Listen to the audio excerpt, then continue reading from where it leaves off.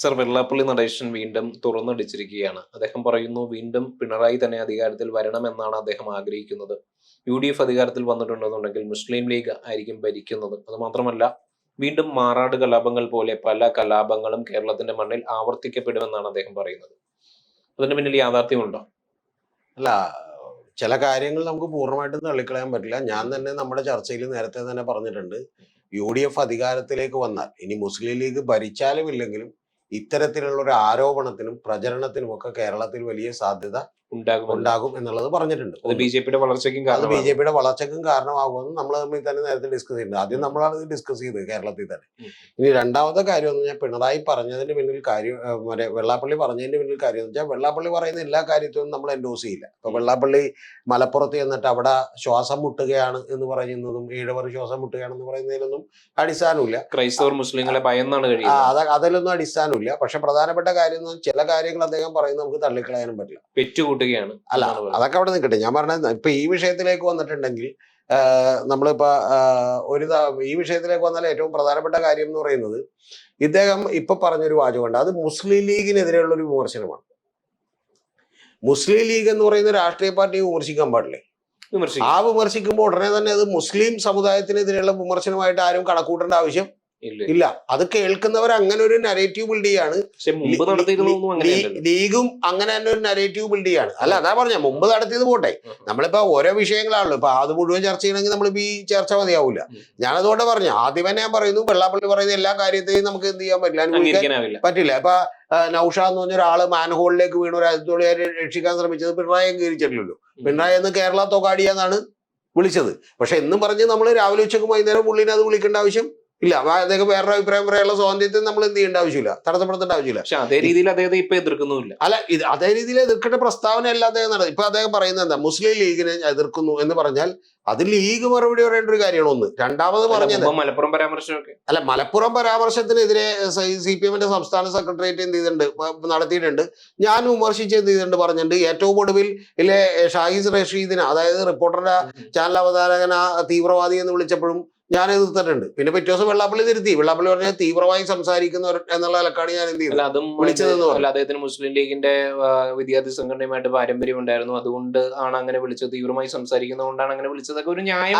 അല്ല, ഞാൻ പറയുന്നത് ഞാൻ പറഞ്ഞത് 80 വയസ്സിലേക്ക് അടുക്കുന്ന ഒരാള് അദ്ദേഹം ഇരുന്ന് പറയുന്ന കാര്യങ്ങളെ നമുക്ക് വസ്തുതാപരമായിട്ട് എതിർക്കാം എന്ന് പറഞ്ഞ് ഇന്ന് പറയുന്ന ഒരു അഭിപ്രായം പറയുമ്പോഴത്തേക്കും കഴിഞ്ഞ 150 കൊല്ലത്തെയും അഭിപ്രായം നമ്മൾ എന്ത് ചെയ്യാൻ പറ്റില്ലല്ലോ. പുള്ളി 60-65 കൊല്ലം ആക്റ്റീവായിട്ട് തന്നെ എന്ത് ചെയ്യുന്നത് ഇവിടെ നിൽക്കുന്നത്. അപ്പൊ 50 കൊല്ലത്തിലധികം അദ്ദേഹം പറഞ്ഞ എല്ലാ കാര്യങ്ങളും എടുത്ത് വെച്ച് നമുക്ക് ചർച്ച ചെയ്യാൻ പറ്റില്ല. അപ്പൊ നമ്മളിപ്പോ ചർച്ച ചെയ്യുന്ന പ്രധാനപ്പെട്ട കാര്യം ഇതായതുകൊണ്ട് ഞാൻ പറയുന്നു, ഇതിൽ വെള്ളാപ്പള്ളി പറഞ്ഞതിനകത്ത് ഒരു ബേസ് അടിസ്ഥാനമുള്ള എന്താണെന്ന് വെച്ചിട്ടുണ്ടെങ്കിൽ, കഴിഞ്ഞ ദിവസം സാദിഖ് അലി ശിഹാബ് തങ്ങൾ തന്നെ വന്നപ്പോഴേക്കും ഇൻഡയറക്റ്റ് ആയിട്ടാണെങ്കിൽ പോലും അദ്ദേഹം പറഞ്ഞു എന്നു സതീശനെ പിന്തുണയാന്ന് പറഞ്ഞു. അത് അദ്ദേഹം ആരുടെയും പേരെടുത്ത് പറഞ്ഞില്ലെന്ന് അദ്ദേഹത്തിനും പറയാം. പക്ഷെ പേരെടുത്ത് പറഞ്ഞില്ലെങ്കിൽ പോലും ദാറ്റ് വാസ് സോ എവിഡന്റ്, വളരെ ക്രിസ്റ്റൽ ക്ലിയർ ക്ലാരിറ്റി ഉള്ള ഒരു കാര്യമായിരുന്നു അത് ഒന്ന്.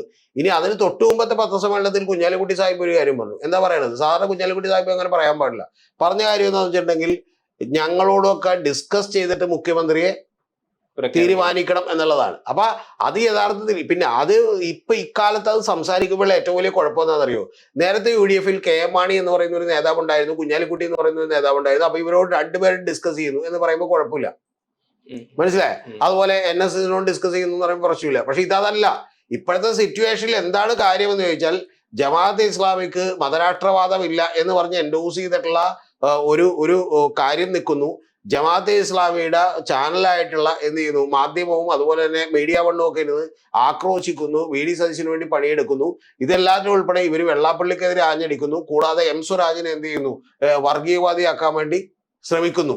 ഇതെല്ലാം നടന്നുകൊണ്ടിരിക്കുന്ന ഒരു പശ്ചാത്തലത്തിൽ നിന്നുകൊണ്ട് വേണം നമ്മൾ ഈ വാക്കുകളെ കേൾക്കാൻ. അപ്പൊ അതിൽ രണ്ടാമത്തെ കാര്യം എന്താണെന്ന് വെച്ചിട്ടുണ്ടെങ്കിൽ, മുസ്ലിം ലീഗ് എന്ത് ചെയ്തു, ഈ പറയുന്ന പോലെ മുസ്ലിം ലീഗ് വിമർശിക്കുന്നു. മുസ്ലിം ലീഗിനെ വിമർശിക്കുന്നതിന്റെ കുഴപ്പം, ഇത് മുസ്ലിം ലീഗിനെ വിമർശിക്കുമ്പോഴും ജമാഅത്തെ ഇസ്ലാമി വിമർശിക്കുമ്പോഴും അല്ലെങ്കിൽ SDP വിമർശിക്കുന്നതിന് എന്താണ് കുഴപ്പം? അവർ ഈ മുസ്ലിം സമുദായത്തിലുള്ള, ഞാൻ താങ്കളോട് പറഞ്ഞിട്ടുണ്ട് കണക്കുകളടക്കം, ഒരു 10%, 20% വരെ മുസ്ലിം ലീഗിൽ പോലും ഉള്ളൂ. വോട്ട് ചെയ്യുന്നവർ പോലും അത്രയും ചെയ്യുള്ളൂ ഉണ്ടാവുള്ളൂ. അപ്പൊ സ്വാഭാവികമായിട്ടും സമുദായത്തിന്റെ കാര്യമാക്കി ഇത് മാറ്റേണ്ട ആവശ്യം ഇല്ല. പിന്നെ രണ്ടാമത്തെ കാര്യം, മുസ്ലിം ലീഗിന്റെ ഒരു അഭിപ്രായത്തിന് ഈ 3 ഗ്രൂപ്പായി 3 വിഭാഗങ്ങളായി തമ്മിലടിച്ചുകൊണ്ട് നിൽക്കുമ്പോൾ സ്വാഭാവികമായിട്ടും 22 24 MLA-മാരായിട്ട് വരാൻ പോകുന്ന മുസ്ലിം ലീഗിന് ഒരു അമിത പ്രാധാന്യം കിട്ടും എന്നുള്ളത് ഒരു യാഥാർത്ഥ്യമായിട്ടുള്ള കാര്യം ആണ്. പിന്നെ ഇദ്ദേഹം പറയുന്ന ചില കാര്യങ്ങളുടെ പിന്നിൽ വസ്തുതകളുണ്ട്. അതും ശരിക്കും പറഞ്ഞാൽ കൃത്യമായി ആർട്ടിക്കുലേറ്റ് ചെയ്യാൻ പലപ്പോഴും വെള്ളാപ്പള്ളി നടേശന് പറ്റാത്തത് കൊണ്ടിട്ടാണ്. ഇപ്പൊ കഴിഞ്ഞ ദിവസം തന്നെ ഈ 10 കൊല്ലത്തിനിടയിൽ നിങ്ങൾ ഒരു സ്കൂൾ അനുവദിച്ചില്ലേ, ആ സ്കൂള് അത് പിണറായി അല്ലേ ഭരിക്കുന്നത്, അപ്പോൾ സ്കൂൾ അനുവദിച്ചില്ലെങ്കിൽ പിണറായിയുടെ കുഴപ്പമില്ലേ എന്നുള്ളതാണ് അന്ന് മറ്റേ റഷീദ് എന്ത് ചെയ്ത് ചോദിച്ചാൽ ഇതിലെന്താ പ്രശ്നം എന്നറിയാമോ? മുമ്പ് നേരത്തെ UDF ഗവൺമെന്റ് ആയിരുന്നപ്പോൾ സ്കൂൾ അനുവദിച്ചിട്ടുള്ളൂ. പിന്നെ 10 കൊല്ലമായിട്ട് സ്കൂൾ ആർക്കും എന്ത് ചെയ്തിട്ടില്ല, ആർക്കും അനുവദിച്ചിട്ടില്ല. മനസ്സിലായി? നേരത്തെ സ്കൂൾ അനുവദിക്കുകയും അതിന്റെ പുറത്ത് പല കച്ചവടങ്ങൾ നടക്കുകയും അതിന്റെ പുറത്ത് ഇതുപോലെ ജാതി മത രാഷ്ട്രീയ പരിഗണന വെച്ച് സ്കൂളുകൾ അനുവദിക്കുകയും ചെയ്യുമായിരുന്നു. ഇപ്പൊ സ്കൂളുകൾ അങ്ങനെ 10 കൊല്ലമായിട്ട് അനുവദിച്ചിട്ടില്ല. ഒന്ന്, സ്കൂളുകൾ അങ്ങനെ അനുവദിക്കേണ്ട കാര്യമില്ല എന്നുള്ളത് ഗവൺമെന്റ് തീരുമാനിച്ചു. ഒന്ന്. രണ്ടാമത്തത്, ഗവൺമെന്റ് ഇതൊരു കാര്യം ഇതൊരു കാര്യം വേറൊരു സംസ്ഥാന സർക്കാർ ചെയ്യാത്ത കാര്യമെന്നേ. അതൊക്കെ ഇവിടെ പറയേണ്ടതാണ്. അതെന്താ വെച്ചിട്ടുണ്ടെങ്കിൽ പൊതുവിദ്യാലയങ്ങളെ ശക്തിപ്പെടുത്തുകയാണ് ചെയ്തത്. ഗവൺമെന്റ് സ്കൂളുകളെ പണ്ടെങ്കിലും ഇല്ലാത്ത രീതിയിൽ ശക്തിപ്പെടുത്തിയ ഒരു കാലഘട്ടമാണ് കടന്നുപോയത്. വലിയ നേട്ടമാണ്, വലിയൊരു കാൽവെപ്പാണ് അത് യഥാർത്ഥത്തിൽ എന്ന് പറഞ്ഞാൽ.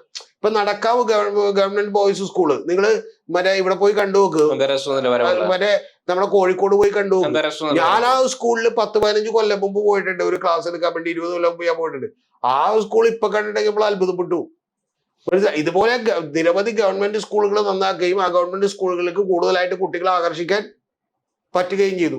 ഇതൊന്നും നമ്മുടെ രാഷ്ട്രീയക്കാർ പോലും മനസ്സിലാക്കുന്നില്ല. അതല്ലേ BJP പ്രകടന പത്രികയിൽ എഴുതി വെച്ചത്, സർക്കാർ സ്കൂളുകളിൽ ഇംഗ്ലീഷ് മീഡിയം തുടങ്ങുമെന്ന്. പാവം മറ്റേ ഫോണിൽ വന്നിട്ടുള്ള ആ പ്രകടന പത്രിക നോക്കി അഞ്ജലി വായിക്കുകയും അഞ്ജലി ഏറി കയറിയിട്ട് പിന്നെ എന്ത് ചെയ്തിട്ടുണ്ടായില്ല, ഇറങ്ങിയിട്ടുണ്ടായില്ല. കാരണം ഇതൊക്കെ പണ്ടേ ഇവിടെ എന്ത് ചെയ്തു, തുടങ്ങി. ഏറ്റവും സാധാരണ ഒരു സ്കൂളുണ്ട്, ഞാനിപ്പോ പേരൊന്നും പറയുന്നില്ല. ആ സ്കൂളിൽ പോലും ആകെ കുറച്ച് കുട്ടികളുള്ളതിൽ ഒരു കുട്ടി മാത്രമേ മലയാളം മീഡിയം ഉള്ളൂ, ബാക്കി എല്ലാ കുട്ടികളും ഇംഗ്ലീഷ് മീഡിയം. പക്ഷെ അത് മാത്രമല്ല, ഇദ്ദേഹത്തിന്റെ ഉദ്ദേശം എന്ന് പറയുന്നത് മുസ്ലിം ലീഗ് മാത്രമാണെന്ന് തോന്നിയിട്ടുണ്ടോ? അല്ല, ഇദ്ദേഹത്തിന്റെ ഉദ്ദേശം ഞാൻ പറഞ്ഞു വന്ന ഒരു കാര്യം, ഇദ്ദേഹത്തിന്റെ ഉദ്ദേശം പല ഉദ്ദേശങ്ങളുണ്ടാകും. സത്യം പറഞ്ഞിട്ടുണ്ടെങ്കിൽ ഇപ്പൊ ഇത് CPM-നെ പോലും സഹായിക്കലല്ല നടക്കാൻ പോകുന്നത്. ഇതുകൊണ്ട് സംഭവിക്കാൻ പോകുന്നത് BJP-നെ സഹായിക്കാൻ പോവാണ്. പക്ഷെ നിങ്ങൾ അറിയേണ്ടത്, ആ ഉദ്ദേശങ്ങളൊക്കെ ഉള്ളപ്പോഴും നേരെ ഇപ്പുറത്തെ സൈഡിലും ഇത്തരത്തിലുള്ള വർത്തമാനം ഉണ്ടാകുന്നു എന്നുള്ളത് നമ്മൾ എന്ത് ചെയ്യാതിരിക്കാൻ പറ്റില്ല, കാണാതിരിക്കാൻ പറ്റില്ല. മനസ്സിലായി? ഇപ്പൊ നിങ്ങൾ അറിയേണ്ടത് KM ഷാജി പറഞ്ഞ മാത്രമല്ല, ഇപ്പൊ സ്വാഭാവികമായിട്ടും ഇപ്പൊ KM ഷാജി VD സതീശൻ എന്റെ സുഹൃത്തായിരുന്നു എന്ന് പറഞ്ഞൊരു പ്രൊപ്പഗണ്ട ഇറക്കിയിട്ടുണ്ട്. താങ്കൾ കണ്ട എന്റെ സുഹൃത്തായിരുന്നു എന്ന് പറഞ്ഞാൽ VD സതീശനുള്ള ഒരു ബ്ലാങ്ക് ചെക്ക് കൂടെ കൊടുക്കുകയാണ്. VD സതീശൻ സുഹൃത്തായിരുന്നു, ഞാനും VD സതീശനും കൂടി ഒരുമിച്ച് ഒരുപാട് യാത്ര ചെയ്തിട്ടുണ്ട്, ഞങ്ങൾ റൂമിൽ കിടന്നുറങ്ങിയിട്ടുണ്ട്. റൂമിൽ കിടന്നുറങ്ങുമ്പോൾ യഥാർത്ഥത്തിൽ ഞാൻ നിസ്കരിക്കാനായിട്ട് ആ സ്ഥലത്തേക്ക് ഞാൻ വരുന്നില്ല, ആ സ്ഥലം നീ എടുത്തോ എന്ന് പറഞ്ഞ് എനിക്ക് തരും എന്നൊക്കെ പറയുന്നത് ഈ തെരഞ്ഞെടുപ്പിന് വേണ്ടിയുള്ള ഒരു PR വർക്കാണ്. മനസ്സിലായി? അപ്പുറത്ത് കുറെ പൂജാ സാമഗ്രികളുമായിട്ട് ആര് ചെല്ലും, VD സതീശൻ അപ്പുറത്തേക്ക് പോകും എന്നൊക്കെ പറഞ്ഞാൽ ഇതിനൊക്കെ പിന്നിലെ അത്യാവശ്യമൊക്കെ നമുക്കറിയാം. പിന്നെ അതൊക്കെ വ്യക്തിപരമായ കാര്യങ്ങളല്ല, അതൊന്നും നമ്മൾ എന്ത് ചെയ്യേണ്ട ആവശ്യമില്ല, പറയേണ്ട കാര്യം ഇല്ല. ഒന്ന് ആലോചിച്ച് നോക്ക്, 2 MLA-മാര് ആരൊക്കെ ഈ KM ഷാജിയും അതുപോലെ VD സതീശനും ആകുമ്പോ 2 പേരും കൂടി ഒരേ മുറിയിൽ താമസിച്ചിട്ട് എത്ര ദിവസം താമസിച്ചിട്ടുണ്ടോ? 2 ദിവസം ഉണ്ടാവും. ഒരു ദിവസം പോലും ഉണ്ടാവുമെന്നിരിക്കുമല്ല. എന്താ കാര്യം? അവർക്ക് റൂം എവിടെ കിട്ടും? സെപ്പറേറ്റ് ആയിട്ട് റെസ്റ്റ് ഹൗസുകളിലും ഗസ്റ്റ് ഹൗസുകളിലും ഒക്കെ കിട്ടും, അല്ലെങ്കിൽ കിട്ടൂലേ? അപ്പൊ ഇതൊക്കെ നമ്മൾ പറയുമ്പോൾ നമ്മൾ എന്ത് ചെയ്യാം, ഒരു താളത്തിന് അങ്ങോട്ട് എന്ത് ചെയ്യാണ്, തള്ളിമറിക്കുകയാണ്. അപ്പൊ അത് കുഴപ്പമില്ല. ഇത്തരത്തിലുള്ള കാര്യങ്ങളെല്ലാം ഇപ്പുറത്തെ സൈഡിൽ നിൽക്കുന്നു, ജമാഅത്തെ ഇസ്ലാമിയെ കൂട്ടുപിടിക്കുന്നു, അവരുടെ ആളുകൾ. ഇപ്പൊ ശരിക്കും പറഞ്ഞാൽ VD സതീശന് ഇതുപോലും വലിയ ഓവറായിട്ടുള്ള പ്രശ്നം ഉണ്ടാക്കും. കാര്യം മീഡിയ വണ്ണും അതുപോലെ തന്നെ ഈ മാധ്യമ പത്രമൊക്കെ ഓവറായിട്ട് എന്ത് ചെയ്യുന്നു, അദ്ദേഹത്തിന് വേണ്ടിയുള്ള PR ഏറ്റെടുക്കുന്നു. ഈ PR ഏറ്റെടുക്കുമ്പോൾ സ്വാഭാവികമായിട്ടും മറ്റു സമുദായങ്ങൾക്ക് എന്ത് ചെയ്യുന്നില്ല, ഇത് കിട്ടുന്നില്ല എന്ന് പറയുന്ന തോന്നൽ അവരിൽ ഉണ്ടായി. അവര് പുറത്തു പറഞ്ഞാൽ ഉടനെ നമ്മൾ പറയാണ്, അവര് പുറത്തു പറയരുത്, ഇത് വർഗീയത കൂട്ടുമെന്ന് പറഞ്ഞാൽ എങ്ങനെ ശരിയാവും? നിങ്ങൾ എനിക്കെതിരെ ഒരു വിവേചനം കാണിക്കുന്നു എന്ന് തോന്നൽ എനിക്കുണ്ടായി. അപ്പൊ ഞാൻ പുറത്തു പറയുമ്പോൾ അത് പറയരുത്, നിങ്ങൾ എന്ത് ചെയ്യും, മോശമാണ് എന്ന് പറഞ്ഞാൽ എങ്ങനെ ശരിയാവും? ഓക്കെ, വെള്ളാപ്പള്ളി പലപ്പോഴും കൈവിട്ട വർത്തമാനം പറഞ്ഞിട്ടുണ്ട്. അത് ഞാനിപ്പോൾ ആദ്യമേ പറഞ്ഞല്ലോ, അവിടെ ഈഴവര് ശ്വാസം മുട്ടുകയാണ് എന്നൊക്കെ പറയണ്ടല്ല. അദ്ദേഹം പറയാൻ ഉദ്ദേശിച്ച കാര്യം ഇതാണ്, ഞങ്ങൾക്കൊരു വിദ്യാഭ്യാസ സ്ഥാപനം പോലും ഇവിടെ തന്നിട്ടില്ല. ഉടനെ ചോദിക്കുന്നത് 10 കൊല്ലമായിട്ട് വിദ്യാഭ്യാസ സ്ഥാപനം എന്ത് ചെയ്തിട്ടില്ല, കൊടുത്തിട്ടില്ല എന്നാണ്. അപ്പൊ എന്നിട്ട് എല്ലാ നമ്മളിവിടുത്തെ മാധ്യമ പുലികളും ഇരുന്നിട്ട് വെള്ളാപ്പള്ളി അടച്ചനോട് പറയണത് അങ്ങനെ 10 കൊല്ലമായിട്ട് ആദ്യം കൊടുത്തിട്ടില്ലെങ്കിൽ അത് പിണറായി വിജയന്റെ തെറ്റല്ലേ എന്നൊക്കെ പറഞ്ഞ് വർത്താനം പറയാണ്. ഇവർക്ക് എന്തറിയാം? അല്ല, അത് മാത്രമല്ല, അന്നും UDF ഗവൺമെന്റിന്റെ കാലത്തും ഇതുപോലെ തന്നെ വിദ്യാഭ്യാസ സ്ഥാപനങ്ങൾക്ക് സഹായം നൽകിയതിൽ നല്ലൊരു പങ്ക് SNDP യോഗത്തിന് നൽകിയിട്ടുണ്ട്. നല്ലൊരു പങ്ക് എന്നൊക്കെ പറഞ്ഞാലും ഒരിക്കലും ഇപ്പൊ തുറന്നു പറഞ്ഞിട്ടുണ്ടെങ്കിൽ, വേണമെങ്കിൽ അതിന്റെ സ്റ്റാറ്റിസ്റ്റിക്സ് ഒക്കെ എടുത്ത് പരിശോധിച്ചിട്ടുണ്ടെങ്കിൽ അത് പലപ്പോഴും മുസ്ലിം ലീഗ് വിദ്യാഭ്യാസ വകുപ്പ് എക്കാലവും ഭരിച്ചുകൊണ്ടിരുന്നത്. ആ കൈയടക്കിയിരുന്നവരാണ്. അപ്പൊ കൈയടക്കിയിരുന്നതിന്റെ ചില നേരത്തേക്ക് എന്ന് പറഞ്ഞിട്ടുണ്ടെങ്കിൽ ഇത് അത്ര വലിയ പ്രശ്നമായിരുന്നില്ല, ആരും മൈൻഡ് ചെയ്യുന്നുണ്ടായില്ല. ഇക്കാലത്ത് തീർച്ചയായിട്ടും ഇതൊക്കെ ഒരു വലിയ പ്രശ്നമാണ്. റാഷണലി വളരെ അത്രയൊക്കെ കൈയടക്കി വെച്ചിട്ടും ഇന്ന് നമ്മളെ മലബാറിൽ കാണുന്നത് അവർക്ക് പഠിക്കാനുള്ള സീറ്റുകൾ കുറവാണ്. അല്ല, മലബാറിൽ ഇപ്പൊ അവർക്ക് പഠിക്കാനുള്ള സീറ്റുകളുണ്ട്. അവിടെ നിന്നുള്ള കുട്ടികൾ ഇതിന്റെ അടിസ്ഥാനപരമായ കാര്യം എന്താന്ന് വെച്ചിട്ടുണ്ടെങ്കിൽ ഈ സമുദായങ്ങൾക്ക് കിട്ടണമെന്നൊക്കെ പറയുമ്പോഴുള്ള ഒരു പ്രധാനപ്പെട്ട കാര്യമുണ്ട്. ഏതെങ്കിലും സമുദായത്തിലെ പാവപ്പെട്ടവനൊന്നും ഒരു ഗുണവും എന്ത് ചെയ്യാൻ പോകുന്നില്ല, കിട്ടാൻ പോകുന്നില്ല. അവിടെയുള്ള സമ്പന്നരായിട്ടുള്ള ആളുകൾക്ക് കുറെ ഗുണങ്ങൾ കിട്ടും എന്നുള്ളത് മാത്രമല്ല. അല്ലാതെ ഒരു സമുദായത്തിനും ഇത്തരത്തിൽ ഈ സമുദായ നേതാക്കന്മാർ ചേർന്ന് കടികൂടി കൂടിയിട്ട് നാളെ ഇപ്പൊ ഏതെങ്കിലും മെഡിക്കൽ കോളേജിൽ ഏതെങ്കിലും സ്വന്തം സമുദായത്തിലെ 10 പേരെ പാവപ്പെട്ടവരെ പഠിപ്പിക്കും? ഇല്ല. അത് കുറച്ചുകൂടി ചെയ്യണത് ക്രിസ്ത്യൻ മിഷണറിമാരാണ്. ഞാൻ പറഞ്ഞു വന്ന ഒറ്റ കാര്യമുള്ളൂ. അത് മാത്രമല്ല, ഗവൺമെന്റ് ഉദ്യോഗസ്ഥരുടെ കണക്കൊക്കെ എടുക്കുമ്പോൾ മുസ്ലിം സമൂഹം 12% മാത്രമേ ഉള്ളൂ. അല്ലല്ല, മുസ്ലിം അത് തെറ്റാണ്. ഇപ്പൊ ഗവൺമെന്റ് ഉദ്യോഗസ്ഥന്മാരുടെ ബാക്കിയുള്ളവരെ കണക്കെടുക്കുമ്പോൾ കേരളത്തിലുള്ള ഏറ്റവും വലിയ പ്രത്യേകത ഏതാണ്ട് പ്രൊപ്പോർഷനേറ്റ് ആയിട്ട് തന്നെ ഇപ്പൊ ഉണ്ട്. പക്ഷെ അതിലും വേറൊരു കാര്യമുണ്ട് പ്രധാനപ്പെട്ടത്. ആ പ്രധാനപ്പെട്ട കാര്യം എന്താണെന്ന് വെച്ചിട്ടുണ്ടെങ്കിൽ ഹയർ എൻഡിലേക്ക് വരുമ്പോൾ, അതായത് ഇപ്പോൾ ഒരു കൺഫേർഡ് IAS അല്ലെങ്കിൽ ഒരു അഡ്മിനിസ്ട്രേറ്റീവ് എന്ന് നമുക്ക് റിയലി വിളിക്കാവുന്ന ഒരു ലെവലിലേക്ക് എത്തുമ്പോൾ, അല്ലെങ്കിൽ സിവിൽ സർവീസുകളുടെ കാര്യത്തിലേക്ക് എത്തുമ്പോൾ, അല്ലെങ്കിൽ ഗവൺമെന്റ് സെക്രട്ടറിമാരുടെ കാര്യത്തിലേക്ക് എത്തുമ്പോൾ ഈ പ്രൊപ്പോർഷൻ എല്ലാം പിന്നെ അത് വളരെ ചുരുക്കം മാത്രമേ ഉള്ളൂ. അവിടെയാണ് പ്രൊപ്പോർഷൻ എന്ത് ചെയ്യേണ്ടത്, പാലിക്കാൻ പറ്റേണ്ടത്. അല്ല, അത് ടോട്ടൽ ഉദ്യോഗസ്ഥരുടെയും 0.5% മാത്രമല്ലേ ഉള്ളൂ ഏറ്റവും ടോപ്പിലുള്ള ഉദ്യോഗസ്ഥർ. അല്ല, ആ ടോപ്പിലുള്ള നിങ്ങൾക്കൊരു ഗവൺമെന്റിന്റെ പോളിസി മാറ്റേഴ്സിൽ ഇടപെടാൻ കഴിയുന്ന റെപ്രസെന്റേഷൻ നിങ്ങൾക്കില്ലാത്തതാണ് ഓരോ സമുദായത്തിന്റെയും പ്രശ്നം. ഇപ്പൊ ഈ പറയുന്ന SC ST അടക്കമുള്ള ആളുകൾക്ക് എന്തുകൊണ്ടാണ് അത്തരത്തിലുള്ള റെപ്രസെന്റേഷൻ വരാത്തത് എന്നുള്ളത് ഗവൺമെന്റ് തീരുമാനിക്കുകയും അതിനുവേണ്ടി സ്പെഷ്യൽ റിക്രൂട്ട്മെന്റ് നടത്തുകയും അതിലേക്ക് വേണ്ടി ആളുകളെ എന്ത് ചെയ്യും വേണം, വെക്കുകയും വേണം. കാരണം അത്തരത്തിലുള്ള റെപ്രസെന്റേഷൻ കൊടുക്കുമ്പോഴേ നമുക്ക് എന്തെങ്കിലും ഈ സംവരണം എന്ത് ചെയ്യാൻ പറ്റൂ, നിർത്താൻ പറ്റൂ. അപ്പൊ അങ്ങനെ ഗവൺമെന്റ് ചെയ്യുന്നില്ല. അങ്ങനെ ഗവൺമെന്റ് ചെയ്യുന്നില്ല. ഇപ്പൊ SC ST വേണ്ടി ചില സ്പെഷ്യൽ റിക്രൂട്ട്മെന്റ് പോലീസിലേക്ക് കടത്തുണ്ടായി. പക്ഷെ അത് ഉന്നത ഉദ്യോഗസ്ഥ തലത്തിലേക്ക് നടത്തുന്നില്ല. അതാണ് ഞാൻ പറഞ്ഞത്. ഉന്നത ഉദ്യോഗസ്ഥ ഇപ്പൊ ഗവൺമെന്റിന്റെ ഇന്ത്യൻ കേന്ദ്ര ക്യാബിനറ്റിൽ തന്നെ 90 പേര് അണ്ടർ സെക്രട്ടറിമാരും ഒക്കെ ആയിട്ട് ഉള്ളതിൽ ആകെ 3 പേരാണ് OBCയും അതർ ബാക്ക്വേർഡും ഉള്ളത്. അപ്പൊ ഇതെങ്ങനെ ഉണ്ടാകുന്നു എന്നുള്ളത് ഫലപ്രദമായി പരിശോധിക്കേണ്ടതാണ്. ഞാൻ പറഞ്ഞു വന്നത് ഇപ്പൊ നമ്മുടെ ടോപ്പിക് അതല്ല. ടോപ്പിക് വെള്ളാപ്പള്ളി നടേശന്റെ ടോപ്പിക്കിലേക്ക് വന്നാൽ ഇത്തരത്തിലുള്ള ഒരു അസമത്വം അവിടെ നിലനിൽക്കുന്നുണ്ട് എന്നുള്ളത് വാസ്തവമാണ് ഒന്ന്. രണ്ടാമത്തെ കാര്യം, ഇവിടെ സംഘപരിവാർ കുത്തിവെച്ചിട്ടുള്ള ഒരു രാഷ്ട്രീയത്തിന് ഈ പറയുന്ന പോലെ ചിന്താഗതി ഓരോ ദിവസവും ചെല്ലുന്തോറും എന്ത് ചെയ്തുകൊണ്ടിരിക്കുകയാണ്. മറ്റു സമുദായക്കാർ ഞങ്ങളുടെ കാര്യങ്ങൾ തട്ടിയെടുക്കുന്നു എന്നുള്ളത് കൂടി കൊണ്ടുവരികയാണ്. മുസ്ലിം ലീഗ് ഈ മാറാട് പോലുള്ള കലാപങ്ങൾ നടത്താൻ വേണ്ടി പ്രോത്സാഹനം നൽകുമെന്ന് തോന്നുന്നുണ്ടോ? മുസ്ലിം ലീഗ് അത്തരത്തിൽ പ്രോത്സാഹനം ഒന്നും നടത്തുമെന്ന് ഞാൻ വിചാരിക്കുന്നില്ല. മാറാട് കലാപത്തിൽ അന്ന് പ്രതിയാക്കപ്പെട്ടതും വലിയ പ്രശ്നങ്ങൾ ഉണ്ടായതൊക്കെ മുസ്ലിം ലീഗിന്റെ നേതാക്കന്മാരൊക്കെ തന്നെയാണ്. അവരാണ്. നമ്മളിപ്പോ എന്താ വെച്ചാൽ ഇതെനിക്ക് അറിയാൻ പാടില്ലാത്തൊരു കാര്യമല്ല. അവിടെ ഹിന്ദുക്കൾ എത്ര പേര് കൊല്ലപ്പെട്ടു എന്നുള്ളതും മുസ്ലിംസ് എത്ര പേര് എനിക്ക് അറിയാൻ പാടില്ലാത്തൊരു കാര്യമല്ല. പക്ഷെ ഞാൻ അതൊന്നും ഇപ്പൊ ചർച്ച ചെയ്യാൻ ആഗ്രഹിക്കാത്തത്, മാറാട് കലാപം എന്നാ നടന്നത്. അതൊക്കെ കഴിഞ്ഞ് ഈ പറയുന്ന പോലെ ആലുവ പുഴയിലൂടെ ഒരുപാട് വെള്ളം ഒഴുകി പോയി. 10-20 കൊല്ലങ്ങളും കഴിഞ്ഞു. അപ്പൊ അതുകൊണ്ട് ഈ പറയുന്ന പോലെ ഇനിയിപ്പോൾ കൂടുതലാണ് നമ്മൾ ആ കലഹത്തിലേക്ക് ഈ പറയുന്ന പോലെ എണ്ണ കോരി ഒഴിക്കാൻ ഞാനില്ലെന്ന് ഞാൻ പറഞ്ഞുള്ളൂ. ഞാൻ പറഞ്ഞത് ഇപ്പോഴുള്ള മുസ്ലിം ലീഗിന്റെ ഈ പറയുന്ന പോലെ ആളുകളോ ഒന്നും അത് പ്രാദേശികമായിട്ടുണ്ടായിട്ടുള്ള ഒരു കാര്യമാണ്. അല്ലാതെ മുസ്ലിം ലീഗ് മനഃപൂർവ്വമായി തീരുമാനമെടുത്ത് ഏതെങ്കിലും അക്രമത്തിനൊന്നും നേതൃത്വം കൊടുത്തല്ല. ഒരു അക്രമം പിന്നീട് അവരുടെ പല നേതാക്കളും അതിൽ ഉൾപ്പെട്ടു. അല്ല, അതൊക്കെ ശരി തന്നെ. ഇപ്പൊ നമ്മൾ ചർച്ച ചെയ്യുന്നത് മാറാട് കലാപമാണെങ്കിൽ അത് വേറെ ചർച്ച ചെയ്യാം. ഞാൻ പറഞ്ഞു വന്നത് മാറാട് കലാപം പോലെയുള്ള കലാപം ഉണ്ടാകുമെന്ന് ഇപ്പൊ ആദ്യം പറഞ്ഞത് AK ബാലനാണ്. അതിലൊക്കെ ശരികളുണ്ട്. കാരണം എന്താ വെച്ചിട്ടുണ്ടെങ്കിൽ ഇത്തരത്തിലുള്ള വിഭാഗീയതയും വിഭജനവും മനസ്സുകളിൽ കൂടി പോയാൽ ഇനി വരാനിരിക്കുന്നത് കലാപമാണ് എന്നുള്ളത് യാഥാർത്ഥ്യമായിട്ടുള്ള കാര്യമാണ്. പക്ഷെ അത് പറഞ്ഞുകൊണ്ട് പോലും ഞാൻ മാറാട് കലാപത്തെ കുറിച്ച് ചർച്ച ചെയ്യാൻ ഇഷ്ടപ്പെടാത്തതിന്റെ കാര്യം എന്താ വെച്ചാൽ ഒരൊറ്റ കാര്യമുള്ളൂ.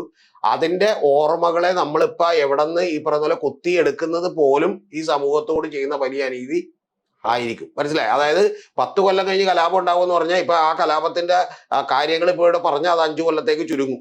എന്തിനാണ് ആ പണി കേൾക്കുന്നത്? അതുകൊണ്ട് അതിനൊന്നും കാര്യമില്ല. പക്ഷെ പ്രധാനപ്പെട്ട കാര്യം എന്ന് പറയുന്നത് നമ്മുടെ ഇവിടെയുള്ള രാഷ്ട്രീയ പാർട്ടികൾ പോലും ഈ കേരളത്തിലേക്ക് ഇങ്ങനെ ഒരു അപകടകരമായ രാഷ്ട്രീയം വന്നതിന്റെ അടിസ്ഥാനം കൂടിയുണ്ട്. ആ രാഷ്ട്രീയം വന്നതിന്റെ കുഴപ്പമെന്ന് വെച്ചാൽ ഈ കേരളത്തിൽ സംഘപരിവാറിന്റെ ഉദയത്തോടുകൂടി ജാതീയമായിട്ടുള്ള മതപരമായിട്ടുള്ള വിഭജനങ്ങൾ രാഷ്ട്രീയത്തിന് വലിയ ആക്കം കൂടുകയും അത് പ്രയോജനപ്പെടുത്താൻ സത്യത്തിൽ ഈ തെരഞ്ഞെടുപ്പിൽ കോൺഗ്രസ് എന്ത് ചെയ്യുകയും ചെയ്തിട്ടുണ്ട്, തീരുമാനിക്കുകയും ചെയ്തു. ആ തീരുമാനിച്ചതിന്റെ ഒരു നെറ്റ് എഫക്റ്റ് ആണ് ഈ കാണുന്നതെല്ലാം. അതിൽ സത്യം പറയുന്നുണ്ടെങ്കിൽ വെള്ളാപ്പള്ളി നടേശൻ മാത്രമല്ല, വെള്ളാപ്പള്ളി നടേശനും NSSഉം SNDPയും അത്തരത്തിലുള്ള ആളുകളും ഒരു ചെറിയ വിഭാഗക്കാരാണെങ്കിലും അവർ വലിയ ആശങ്കാകുലരാണ് എന്നുള്ളത് യാഥാർത്ഥ്യമാണ്. അതുകൂടി പരിഗണിച്ചുകൊണ്ട് വേണം ഈ കൈവിട്ട വാക്കുകളെ കേൾക്കാൻ. മനസ്സിലായി. അല്ലാതെ ഒറ്റടിക്ക് വേണമെങ്കിൽ വെള്ളാപ്പള്ളി നടേശൻ പറയുന്നത് ശരിയാണ്, പുള്ളിയോട് മിണ്ടാതിരിക്കാൻ പറയൂ എന്നുള്ളത് പറയാം. മിണ്ടാതിരുന്നത് കൊണ്ട് മറ്റേ അഗ്നിപർവ്വതം എന്ത് ചെയ്യാതിരിക്കൂല, പുകയാതിരിക്കൂല. അല്ല, പൊട്ടിത്തെറിക്കൽ പിന്നെ ഉണ്ടായിക്കൂടെ, പുകയാതിരിക്കൂല. ഇടക്കിടക്ക് പൊട്ടിത്തെറിച്ചാൽ അതിന് മറുപടിയെങ്കിലും കൃത്യമായിട്ട് കൊടുക്കാനോ അല്ലെങ്കിൽ അതിനുള്ള ഒരു കൃത്യമായിട്ടുള്ള സൊല്യൂഷൻ കണ്ടെത്താനോ നമുക്ക് കേരളീയ സമൂഹത്തിനും ഭരിക്കാൻ പോകുന്നവർക്കൊക്കെ സാധിക്കണം എന്നാണ് എനിക്ക് പറയാനുള്ളത്. അല്ലെങ്കിൽ ഇത് വലിയ അപകടത്തിലേക്കാണ് എന്ത് ചെയ്യുന്നത്. ഇത്തവണത്തെ തെരഞ്ഞെടുപ്പ് റിസൾട്ട് തന്നെ ഞാൻ നോക്കിക്കാണ്. സാധാരണ കേരളത്തിൽ ഒരു കാര്യം കൂടി പറഞ്ഞിട്ട് അവസാനിപ്പിക്കാം. സാധാരണ കേരളത്തിൽ ഉണ്ടാകുന്ന ഒരു ഒറ്റ റിസൾട്ടാണ്. അതായത് വയനാട് മുതൽ തിരുവനന്തപുരം വരെ, കാസർഗോഡ് മുതൽ തിരുവനന്തപുരം വരെയുള്ള സ്ഥലങ്ങളിലെല്ലാം സാധാരണ ഒരു ട്രെൻഡ് ഉണ്ടായാൽ, ഇപ്പൊ 2001 ഉണ്ടാവുമ്പോൾ AK ആന്റണി അധികാരത്തിലേക്ക് വരുമ്പോൾ അല്ലെങ്കിൽ ബാക്കിയുള്ളവർ അധികാരത്തിലേക്ക് വരുമ്പോൾ ഒരു വലിയ ട്രെൻഡ്. പക്ഷേ ഈ ലോക്കൽ ബോഡികളിലും ഇതിന് തൊട്ടുമുമ്പുള്ള ചില തെരഞ്ഞെടുപ്പുകളൊക്കെ എടുത്ത് വിശദമായി പരിശോധിച്ചാൽ, ഞാൻ പരിശോധിച്ചിട്ട് ഞാൻ വീഡിയോ ചെയ്യേണ്ടത് വിചാരിച്ചിട്ടുള്ളതാണ്, പരിശോധിച്ചാൽ ചില മേഖലകളിൽ മാത്രം വലിയ തോതിൽ ചില ആളുകൾ വോട്ടുകിടുകയും ചില മേഖലകളിൽ ഒരു വേറെ പാർട്ടികൾക്ക് വോട്ട് കിട്ടുകയും ചെയ്യുന്ന ഒരു പ്രതിഭാസം ഇപ്പൊ തന്നെ ചില പ്രദേശങ്ങളിലെ മണ്ഡലങ്ങൾ കൂടുന്ന ഒരു പോപ്പുലേഷൻ കൂടുന്ന. അല്ല, അതൊക്കെ ശരി, അതാണ് പറഞ്ഞത്. ചില മണ്ഡലങ്ങളിൽ പറയുന്നത് ഇപ്പൊ മലപ്പുറത്തൊക്കെ തന്നെ. അപ്പൊ അത്തരത്തിൽ പോപ്പുലേഷൻ കൂടുകയും അവരുടെ പ്രാതിനിധ്യം വർദ്ധിക്കുകയും അതുപോലെ വയനാട് പോലെ 3 സീറ്റുള്ള മണ്ഡലങ്ങൾക്ക് വലിയ വികസനം എത്താതിരിക്കുകയും ചെയ്യുന്ന അവസ്ഥകളുണ്ട്. ഇനി ഇതെല്ലാം കൂടാതെ ഇത്തവണത്തെ തെരഞ്ഞെടുപ്പ് ഞാൻ വിചാരിക്കുന്നത് ഇത്തരത്തിലുള്ള വിഭജനം ഏതാണ്ട് വളരെ വിസിബിളായി, വളരെ ഈ പറയുന്ന പോലെ ലെജിറ്റിമേറ്റ് ആയി കാണാൻ പറ്റുന്ന ഒരു തെരഞ്ഞെടുപ്പായിരിക്കും റിസൾട്ട് എന്ത് ചെയ്യുമ്പോൾ വരാൻ പോകുന്നത്. അപ്പൊ അതും കൂടി വന്നതിന്റെ ഇടക്കോട്ട് വേണം ഇതും കൂടി എന്ത് ചെയ്യാനായിട്ട് തിരികെ വെക്കാൻ. അതാണ് താങ്കളൊക്കെ പറയണ മറ്റേ മാറാട് കീറാടൊക്കെ സംസാരിക്കണമെന്ന് പറഞ്ഞാൽ ഇപ്പൊ സത്യം പറഞ്ഞാൽ AK ബാലന്റെ വീഡിയോ എടുത്തപ്പോൾ AK ബാലൻ പറഞ്ഞത് ശരിയാണെന്ന് പറഞ്ഞ് വീഡിയോ എടുത്ത ഒരാളാണ് ഞാൻ. പക്ഷെ അപ്പോഴും ഞാൻ എന്ത് ചെയ്തു, ഈ ഭാഗം വളരെ കൃത്യമായിട്ട് അങ്ങോട്ട് സ്കിപ്പ് ചെയ്തു. സത്യം പറഞ്ഞാൽ എനിക്കൊരു കാര്യം ഉറപ്പുണ്ട്, അത് കുറച്ചുകൂടി ഭംഗിയായിട്ട് പറഞ്ഞാൽ എനിക്കുള്ള വ്യൂവർഷിപ്പ് കൂടും, ആളും കൂടും. പക്ഷെ എരുതിയിൽ എണ്ണ ഒഴിക്കണ പടിയായിരിക്കും.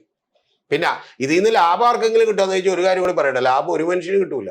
ഈ വികാരം കൊള്ളുന്ന ആളുകളൊക്കെ മനസ്സിലാക്കുക, വികാരം കൊള്ളുന്ന രാഷ്ട്രീയക്കാർക്കും അൾട്ടിമേറ്റ്ലി ഇവർക്ക് എല്ലാവർക്കും നഷ്ടമൊരുക്കുള്ളൂ. അൾട്ടിമേറ്റ്ലി അത് വലിയൊരു ടോപ്പിക്കാണ്, ഞാനിപ്പോ എടുക്കുന്നില്ല. അൾട്ടിമേറ്റ്ലി ഇവർക്ക് എല്ലാവർക്കും നഷ്ടമൊരുക്കുള്ളൂ, അതവിടെ നിൽക്കട്ടെ. പക്ഷെ ആത്യന്തികമായി സാധാരണക്കാരായ ആളുകൾ ഇതിന്റെ പുറകെ ഇത് ശരിയാണല്ലോ എന്ന് പറഞ്ഞ് ഈ വർഗീയ നിലപാടുകൾക്കെതിരെ നിന്നാലുള്ള കുഴപ്പം യുദ്ധം പോലെ തന്നെയാണ് വർഗീയതയും. ഒടുവിൽ എന്ത് ചെയ്യും, ആർക്കും ലാഭം ഉണ്ടാവില്ല. എല്ലാവർക്കും നഷ്ടം വരുന്ന, എല്ലാവരുടെയും മനസമാധാനം കളയുന്ന, എല്ലാവരുടെയും ഈ പറഞ്ഞ ജീവിതം അസ്ഥിരപ്പെടുത്തുന്ന ഒരു കാര്യമായിരിക്കും എന്നുള്ളത് മാത്രമേ എനിക്ക് എന്ത് ചെയ്യാനുള്ളൂ, പറയാനുള്ളൂ. അതുകൊണ്ട് ഡോസ് കൂടിയാൽ പ്രശ്നമാണ്. ഇപ്പൊ തന്നെ കുറച്ചുണ്ട്, പക്ഷെ ഡോസ് ഇനിയും കൂടിയാൽ വലിയ പ്രശ്നം. കേരളം തകർച്ചയിലേക്ക് നീങ്ങും.